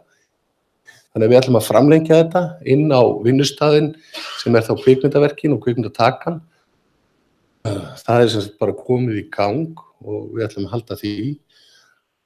Og við bjóðum öllum verktökum sömu þjónustu og starfsmönnum okkar að leita ráðgjafar hjá sálfræðingi, að tilkynninga áætlunum nær til þeirra þá núna, hvort sem það er með tilkynningum eða hvernig þetta kemur upp. Stjórnendur standa alltaf opnar ef eitthvað vill ræða þetta. Þannig að Kúltúrin, ég segi ekki annað. Það það sem þetta skiptir máli. Að svona atvinnurekanda hliðin í þessu. Þessa búið að kynna þennan sáttmála gegn einelti, áreitni og ofbeldi og við tökum að sjálfsögðu þátt í því. Við erum komin nú kannski aðeins lengra heldur en margir aðrir í þessu sem gott en þetta mjög góð byrjun sem að Samtök atvinnulífsins komið fram með og hún einmitt tekur á þessu að við berum virðingu hvert fyrir öðru og eigum góð samskipti og virðum sáttmálann. Það kannski fínt fyrsta skref á meðan þeir sem allavega ekki konir með áætlanir og annað fari gegnum þessa strategísku vinnu að byrja á þessu. Þetta góð byrjun, ég get lofað ykkur því. Þannig að svona bara til að gefa ykkur dæmi hvernig eitt fyrirtæki greinist eins og hjá okkur. Það er svolítið gaman að segja frá því að við erum með nokkuð jöfn kynjahlutföll á flestum stöðum. Tveir staðir sem við mælumst ekki nokkuð jöfn á í framleiðendahópnum okkar. Við erum með 12 kvikmyndaframleiðendur í störfum hjá okkur. Og það eru 8 konur og 4 karlar. Og svo í leikstjórnarhlutanum. En við erum búin að vera að vinna mjög markvisst með þetta. Eitt af því sem hefur verið gagnrýnt í okkar grein að við segjum ekki sögur af konum. Við erum núna að vinna 13 verkefni. Það sem eru 9 konur aðalsöguhetjurnar og 4 kallar, 4 verkefni eru kallar. Við höfum mjög markvisst ráðið í handritateymin okkar, þannig að það er nokkuð jafn kynjahlutfall þar. Þannig að við erum mjög markvisst að vinna með þetta, en þetta tekur tíma. Meðalverkið í okkur 7 ár í framleiðslu, þannig að það tekur tíma að snúa skipinu, en við erum á réttri leið. Og fyrsta skrefið að vinna á kúltúrnum og hafa viljan fyrir verkið, þannig að við erum að vanda okkur. Og ég hvetjum öll önnur fyrirtæki á landinu til að vanda sig líka. Ég ætla að segja ykkur af. Takk.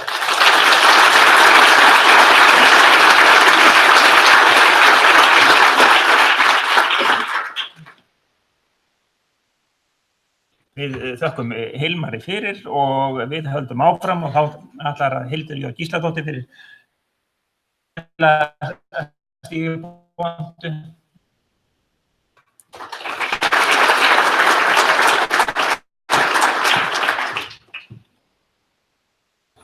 Kæra samkoma og þeir sem að hlusta og horfa á streymið í gegnum netið.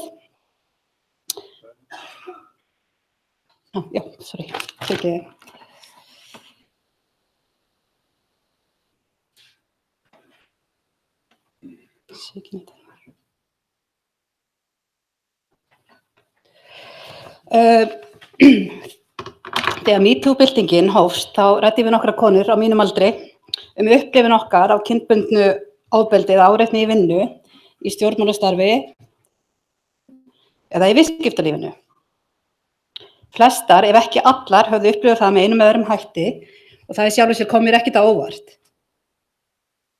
Hins vegar vakti það athygli mína að við vorum ekki alveg vissar hvort við höfum lent í þessu eða ekki.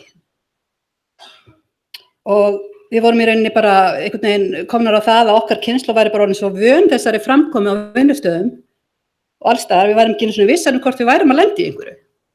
Og þetta var alveg eitthvað svona fact of life eða svona eitthvað norm, bara orðin að vana þessu. Og það hræddi mig. Og þá er ég auðvitað að tala um þetta kynbundna ofbeldi. En vandi liggur auðvitað hluta til í því að á litlum vinnustöðum og í litlum sveitarfélögum hefur óæskileg hegðun einhvers aðila kannski verið réttlætt til dæmis með setningum eins og hvað er þetta er bara hann Jón hefur alltaf látið svona. Og ég sjálf orðið vitni af svona málum í gegnum vinnu mína sem félagsmálastjóri í nokkrum sveitarfélögum sem ég hef unnið fyrir. Það þarf hins vegar að stöðva með skýrum skilaboðum. Því að það er mögulegt að móta hegðun fólks með inngripum og þá á enginn að þola hegðun Jóns eða hvað þá Gunnu þegar það á við. Í kringum 1980 var stofnaður hópur til að taka kynferðisofbeldismálum gegn börnum. Það voru engin kynferðisofbeldismál gegn börnum á Íslandi.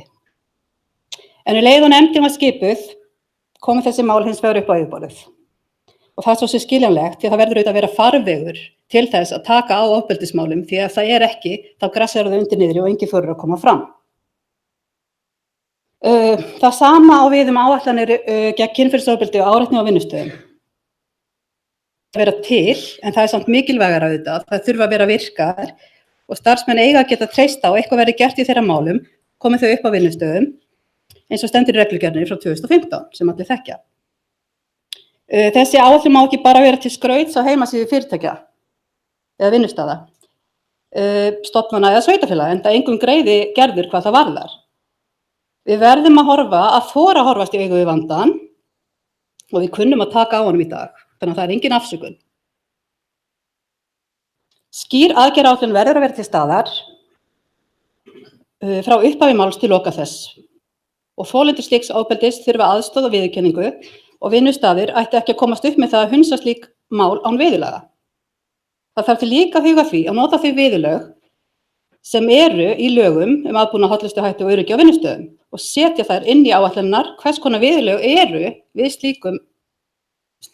slíkri hegðun á vinnustöðum.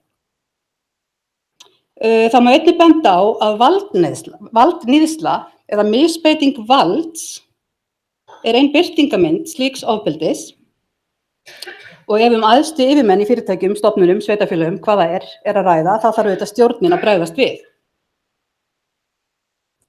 Flest stærri sveitarfélög og vinnustaðir eru með áætlun varðandi þessi mál og mörg þeirra að vinna í slíkum áætlunum í dag, núna í kjölfar þessara MeToo-byltingar og áskorunar samband íslenskra sveitarfélaga úrbætur. En MeToo-byltingin, eins og komið hefur hér fram margsinnis í morgun, er auðvitað mikilvægt innlegg í forvarnaskyni varða sálfélagslega þætti á vinnustöðum og mikilvægt að brugðið sér við þeim breytingum sem kallað er eftir af almenningi. Yfirvöldum ber því skylda til að mæta þeim þjóðfélagslegu breytingum sem eiga sér stað og þróast með þeim í takt. Það er því mjög ánægjulegt að sjá hversu sterk viðbrögðin hafa verið við MeToo-byltingunni hérlendis og hversu mikil samstaða ríkir að uppræta þessa hegðun eins og hægt er og það er í myndar. Í Noregi eins og Íslandi er bundið í lög að atvinnuveitendur taki á og beri ábyrgð á vandanum komin upp á vinnustað. Að auki það í lögum að sá sem verður fyrir kynferðislegu ofbeldi, áreiti eða einelti á vinnustað hafi tilkynningaskyldu slíkt. Norðmenn ganga þó skrefi lengra og skylda starfsmenn til að kæra slíka hegðun. Með því er verið að gefa þau skilaboð að það sé hlustað á þolenda slíks ofbeldis og frásögn hans sé viðurkennd, en leið er höfðað til ábyrgðar hans að standa með sínum ásökunum og fá aðstoð. Og þarna er verið að leggja áherslu á alvarleika málsins frá báðum hliðum, enda alvarlegt að ásaka einhvern slíka hegðun án ástæðu. En sem betur fer er nú komið að þolmörkum hvað þetta varðar og unga kynslóðin okkar, hún þegir ekki lengur yfir ofbeldi, mismunum eða brotum á frelsi einstaklingsins. Ég verð að segja að ég er mjög stolt af því að unga kynslóðin okkar sé með þessa sterku siðferðisvitund og segi nú hingað og ekki lengra. Við megum líka sem uppalendur vera stolt af því að hafa lagt okkar að mörkum við að innræta þeim góð gildi, sterka við siðferðisvitund sem er alltaf auðvitað undirstaða sjálfsmats og sterkar sjálfsmyndar. Þetta er auðvitað mjög jákvæð þróun. En í dag er í raunni merkilegir tímar hvað þetta varðar í hinu vestræna heimi. Og má segja að ákveðið svona paradigm shift sé að eiga sér stað, að mínum mati. Það er ekki, eins og sumir hafa orðað þetta sé einhver bóla eða þetta sé einhver kvennarhreyfing sem líður hjá. Það er ekki þannig. Þetta er algjör umsnúningur á hugmyndafræði og í almennri hugmyndafræði varðandi þessi viðkvæmu mál og sú breyting held ég sé komin til að vera. Þessi deila snýst ekki kynlíf, kynhegðun, hún snýst völd og hún snýst valdabaráttu og þetta er ekki séríslenskt fyrirbæri. Það má því miður segja að þetta sé heimsfaraldur. Hins vegar eru við í þeirri stöðu á Íslandi, lítil þjóð, að 350.000 manns cirka, að tengsl eru mikil á Íslandi og því ennþá kannski erfiðara fyrir fólk að koma fram og segja frá ofbeldi af einhverjum sem er kannski framamaður í stjórnmálum eða einhver staðar í fyrirtækjum á landinu. Það er ennþá verra. Þess vegna er ennþá mikilvægara að við girðum algjörlega fyrir þessa hegðun á vinnustöðum með mjög góðum og afgerandi hætti þannig að þolendur fái þá aðstoð og þann stuðning og þá hlustun sem þeir eiga rétt á. Tíminn er kominn. Tíminn til að konur og menn rísi upp og noti orð sín gegn beittu valdi sem birtist í kynferðislegu áreiti og annars konar ofbeldi á vinnustöðum og hvar sem er í samfélaginu okkar. Við munum aldrei aftur líða það að við séum beitt ofbeldi á neinu tagi þar sem við stundum vinnu okkar og konur munu ekki láta vald stöðva þar í baráttu sinni á vinnumarkaði eða jafnréttisbaráttunni. Við höfum máttinn og við höfum valdið til að breyta og móta hegðun og nú mál til komið að vanda sig. Að lokum skulum við vona að viðbrögð stjórnvalda og almennings verði til þess gerð að í framtíðinni þurfi ekki að setja MeToo lengur á samfélagsmiðla eins og hefur komið hér fram í dag vegna þessara mála, heldur að það verði jafn eðlilegt að atvinnuveitendur og stjórnendur spyrji sína starfsmenn reglulega fyrir að bragði you too og spurningamerki, en þá að sjálfsögðu á íslensku. Takk fyrir.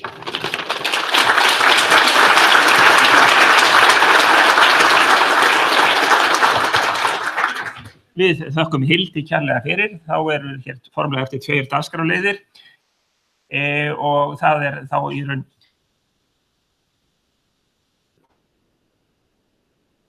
bjóðum við sinni félags- og jafnréttisráðherra sem nú það sem heitir í vinnuverndarráðherra að flytja ávarp og lokaorð. Gjörðu þið svo vel, vinnuverndarráðherra.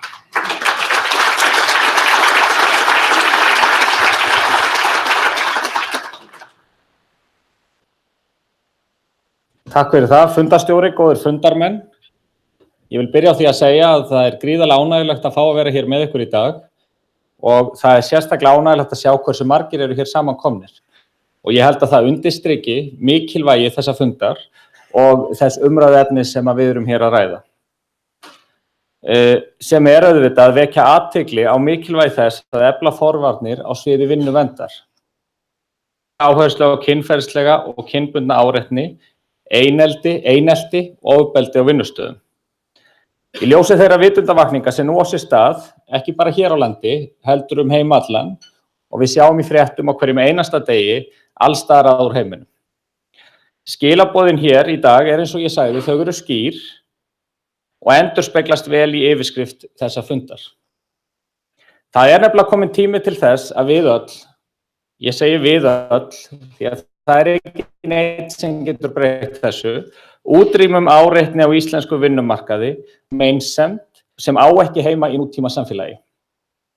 Ég fagna því frumkvæði sem að allir þeir aðilar sem eiga stjórn að vinnueftirliti ríkisins og stofnunum hefur sýnt gagnvart því að leiða hér saman hagsmunaaðila og setja þessi mikilvægu mál í forgrunn. Forvarnarstarf á vinnustöðum er mikilvægur þáttur í því að tryggja heilsusamlegt vinnuumhverfi, þar sem starfsmönnum líður vel og allir koma heilir heim að loknum vinnudegi. Það er nú einu sinni svo að við eyðum hvað stærstum tíma í daglegu lífi á vinnustöðum og það er mikilvægt að við tökum öll saman í þessu efni. Liður í að efla forvarnarstarfið var setning nýrrar reglugerðar aðgerðir gegn einelti, kynferðislegri áreitni, kynbundinni áreitni og ofbeldi á vinnustöðum sem þáverandi ráðherra félagsmála stóð að árið 2015 hennar í kjölfarið. Í þeirri reglugerð er skýrt kveðið á skyldur atvinnurekanda til að meta hættu og tryggja viðbrögð gegn einelti og ofbeldi á vinnustöðum. Þótt efni reglugerðarinnar hafi verið kynnt vel, þá verður fleira að koma til. Það þarf til dæmis að styrkja eftirlit með sálfélagslegum þáttum í vinnuumhverfi á öllum vinnustöðum og hjá öllum aðilum. Að efla leiðir til þess að atvinnurekendur, stjórnendur, starfsmenn og fleiri tilengi sér hugmyndafræði forvarna. Við höfum hér fylgst með í dag, sérstaklega þessi farið var yfir hjá einu fyrirtæki hvernig þetta hefur gert, en ég held að það þurfi vitundarvakning og þetta þarf að ná í allt atvinnulífið til allra fyrirtækja og það þarf að ná þessari hugarfarsbreytingu. Síðast en ekki síst eiga vinnustæðir að gera áhættumat sem meðal annars felst í því að greina áhættuþætti eineltis, kynferðislegrar áreitni, kynbundinnar áreitni og ofbeldis á vinnustæðunum. Og loks ber vinnustöðum að vera með skriflega áætlun skipulag og framkvæmd vinnuverndarstarfs, meðal annars til hvaða aðgerða skuli gripið til að koma í veg fyrir háttsemi eins og hér til umræðu á vinnustöðum.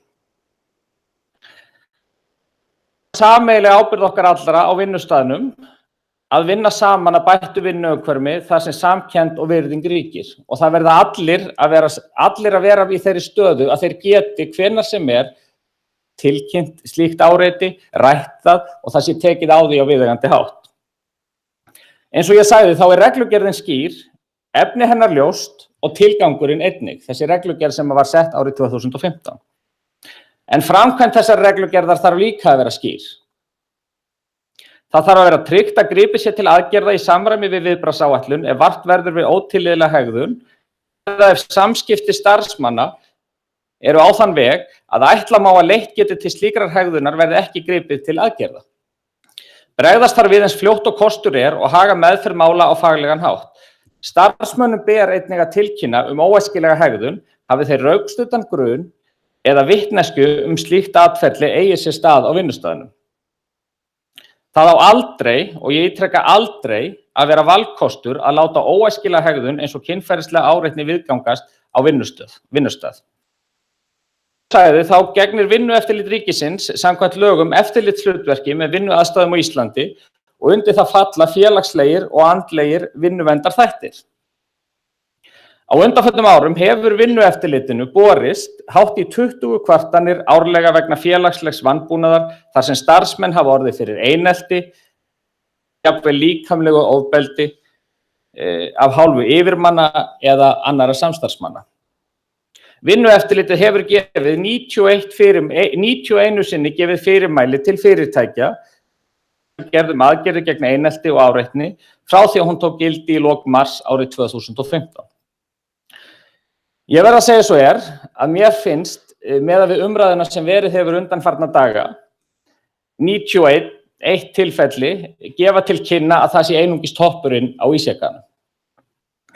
Sú hugarfarsbreyting sem hefur orðið í íslensku samfélagi og heim allan með MeToo-byltingunni hefur auðvitað haft í för með sér og undirstrikar, og þessi fundur gerir það sérstaklega hér í dag, undirstrikar nauðsyn þess að brugðist sé við að festu og með markvissum aðgerðum.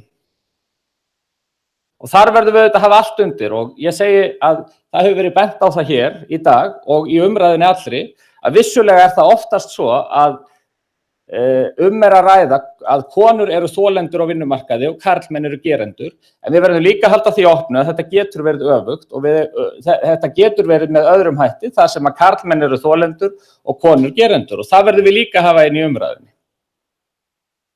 Vöku okkar hvað þetta varðar þegar kemur að forvörnum á vinnustöðum.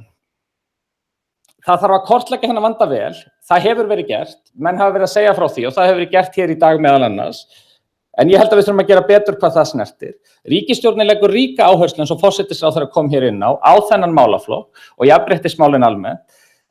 Og ég segi að það mjög ánægjulegt að núna næstu dögum að þá mun ég sem félags- og jafnréttismálaráðherra skipa nefnd sem ætlað að meta umfang kynferðislegrar áreitni, kynbundinnar áreitni og ofbeldis auk eineltis á íslensku vinnumarkaði.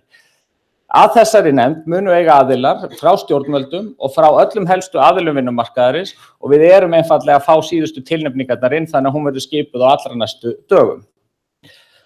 Og ég hef líka samhliða þessu að við munum fela þessari nefnd að rannsaka reynslu þolenda, vitna og gerenda og skoða til hvaða aðgerða gripið á vinnustöðum í slíkum málum.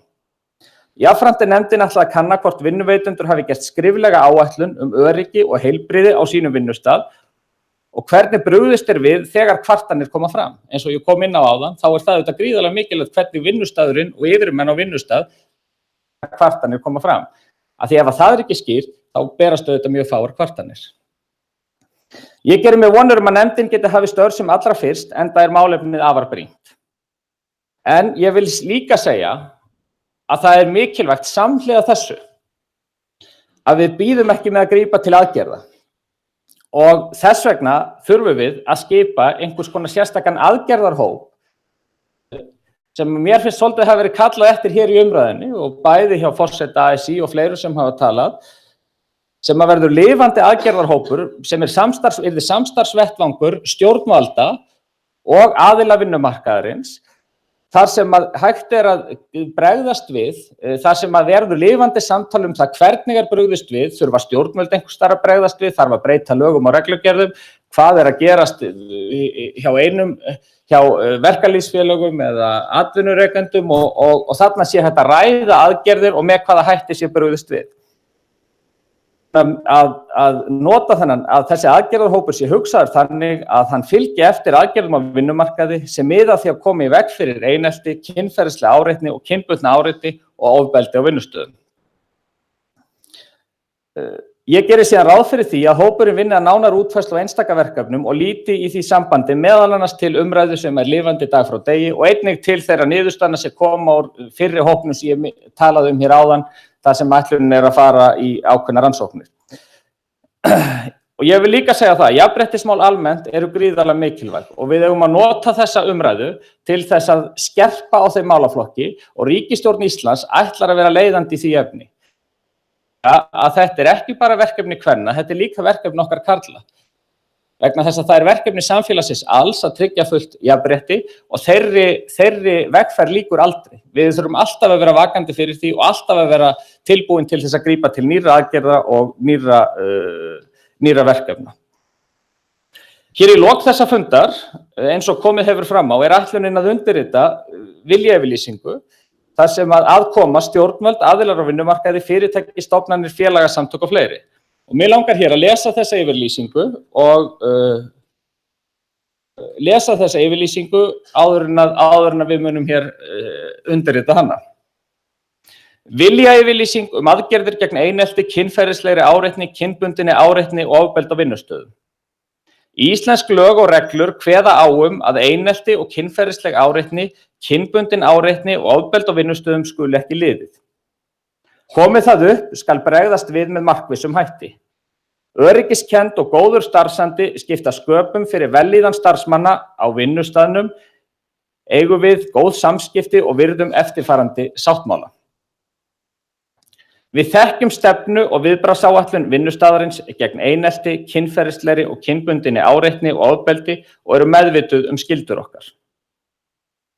Við líðum ekki einelti, áreitni eða ofbeldi, beitum því ekki og vitum að meðvirkni með geranda getur skaðað starfsmenn og vinnustaðinn okkar.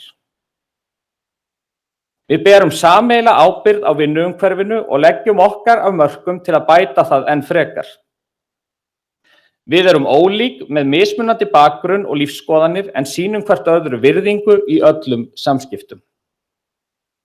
Við skiljum að upplifun af samskiptum mismunandi og gerum ekki lítið úr viðbrögðum og tilfinningum annarra. Við ræðum framkomu sem okkur mislíkar og tökum upp varnir fyrir þá sem brotið gegn. Við tökum tillit til ábendinga að við getum bætt framkomu okkar.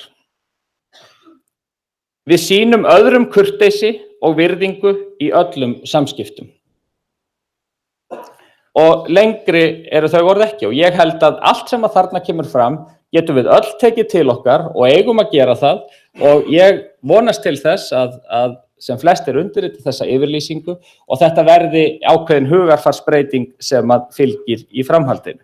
En eins og ég sagði áðan, þá heyra vinnuverndarmál á Íslandi undir ráðuneyti velferðarmála og það hafin vinna í ráðuneytinu sem ég sagði frá og fleiri atriði sem munu koma fram sem miðar að því að stórefla aðgerðir á þessu sviði en þeirri vinnu miðar mjög vel. Ég vil síðan að lokum segja að ég þakka mjög fyrir þennan mikilvæga fund sem haldinn hefur verið hér í dag og það frumkvæði sem sýnt hefur verið í þessu efni og vonast til þess að hann verði okkur öllum hvatning að gera enn betur á sviði vinnuverndar á Íslandi.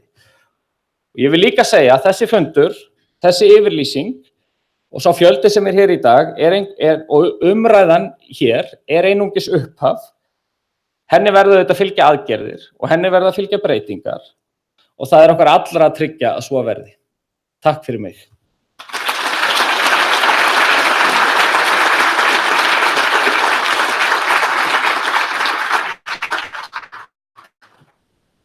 Fram þessi flókna leikveimi sem fasi fram nú allir í röð og það eðlilegast að biðja ráðherrana, Katrínu forsætisráðherra og Ásmund félags- og jafnréttismálaráðherra að í raun að taka forust í undirskriftarathöfninni og Við höfum ætlað okkur hér mikla og góða borð og við biðjum þau tvö að kannski að vera þau fyrstu til að undirrita og síðan myndum við fá þá aðeila sem eru hér standa saman að yfirlýsingunni og standa saman að fundinum til að ganga fram og undirrita í kjölfarið og svo framvegis. Í kjölfarið stöndum við bara í góðri röð og tökum þátt í undirritum þessa skjals. Gjörið þið svo vel.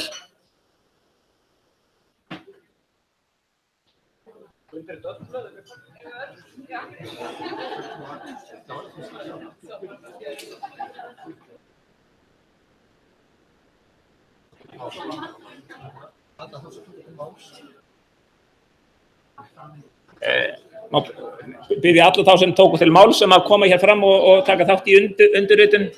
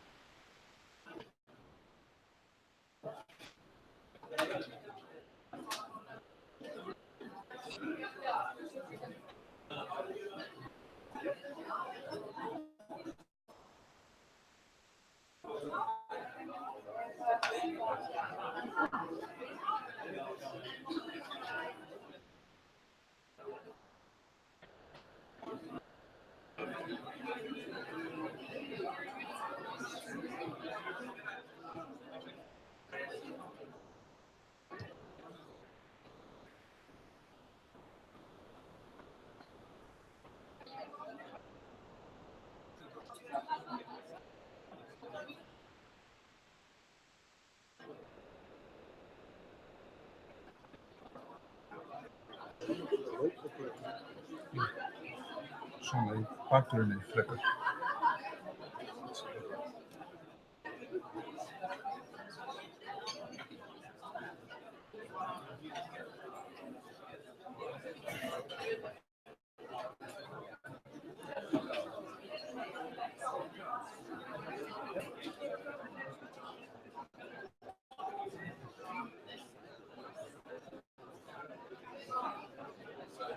Við skulum þá biðja næsta hóp sem vil skrifa undir að gera sér klára í röðina og leið og okkar góðu forystumenn eru búin að fá